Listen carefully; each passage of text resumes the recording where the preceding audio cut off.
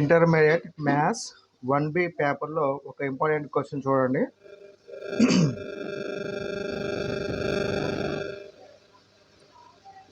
2x minus y plus z is equal to 6.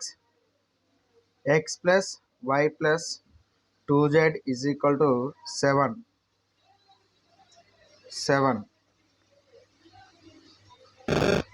సమీకరణాలు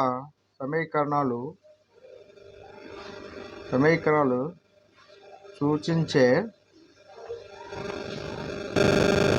తలాల మధ్య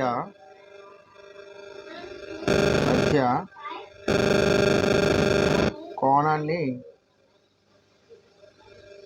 కనుగొనండి. సొల్యూషన్. ఇక్కడ రెండు తలాలు ఇచ్చారు, ఇది ఒక తలము, ఇది ఒక తలం. వీటి మధ్య కోణాన్ని కనుక్కోవాలి. రెండు తలాలు ఇస్తే వాటి మధ్య కోణాన్ని కనుక్కోవడానికి ఫార్ములా ఉంది కాబట్టి ఆ ఫార్ములా మనం ఉపయోగించి చేద్దాం. ఓకేనా? ఇచ్చిన తలాలు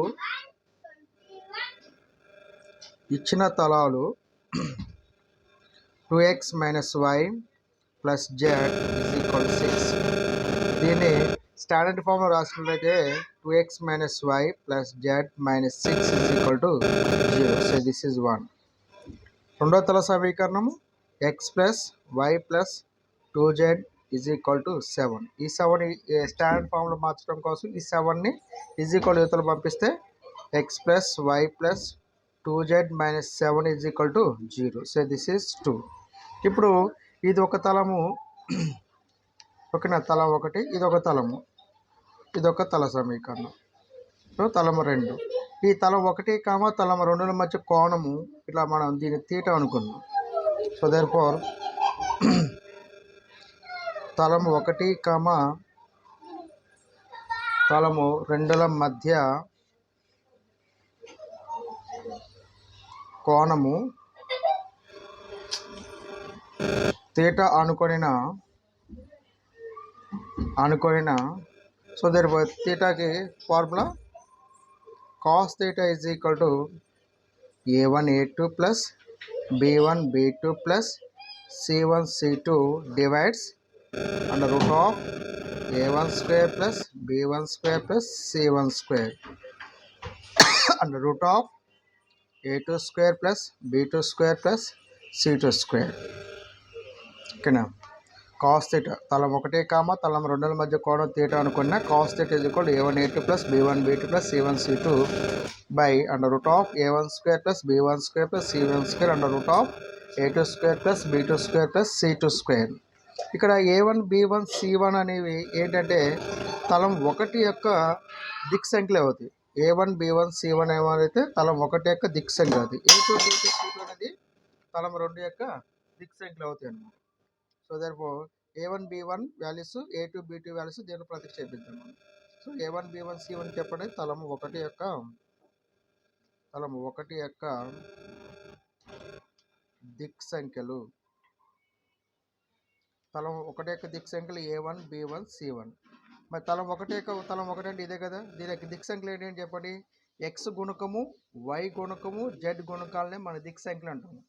మనం x గుణకము y గుణకము z గుణకాలనే మనం తలం యొక్క దిక్ సంఖ్యలు అంటారు అన్నమాట. సో తలం 1 యొక్క దిక్ సంఖ్యలు a1 b1 c1 కాబట్టి x గుణకం ఎంత 2, y గుణకం ఎంత -1, z గుణకం ఎంత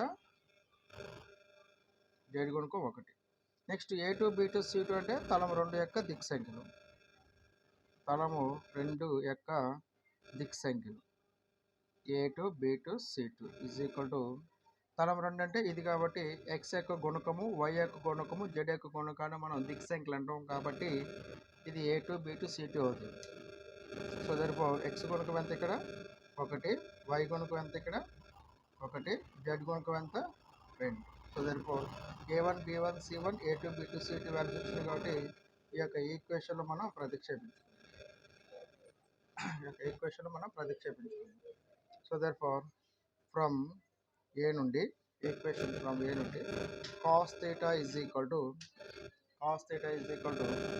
a1 అంటే ఎంత 2 ఇంటూ b1 అంటే ఎంత a2 అంటే ఎంత 1 ప్లస్ b1 అంటే ఎంత -1 ఇంటూ B2 అంటే ఎంత 1 ప్లస్ C1 అంటే ఎంత 1 ఇంటూ B2 అంటే C2 అంటే ఎంత 2 divides A1 square B1 square C1 square under root. So therefore 2 square plus minus 1 whole square plus 1 square. So therefore 2 square plus minus 1 whole square plus 1 square under root of next A2 B2 C2 and ఎంత A2 B2 C2 A2 square plus B2 square plus C2 square and ఎంత 1 square plus 1 square plus 2 square 1 square plus 1 square plus 2 square ఏం లేదు ఈ యొక్క A1 B1 C1 A2 B2 C2 values దీంట్లో substitute చేయటమే. So therefore cos theta is equal to 2 into 1 2 minus 1 plus 2 divides 4 plus 1 plus 1 2 square into 4 minus 1 whole square plus 1 plus 1 1 plus 1 plus 4. So therefore minus plus 4 minus 1 by root 6 into root 6 into root 6. So therefore cos theta is equal to 3 by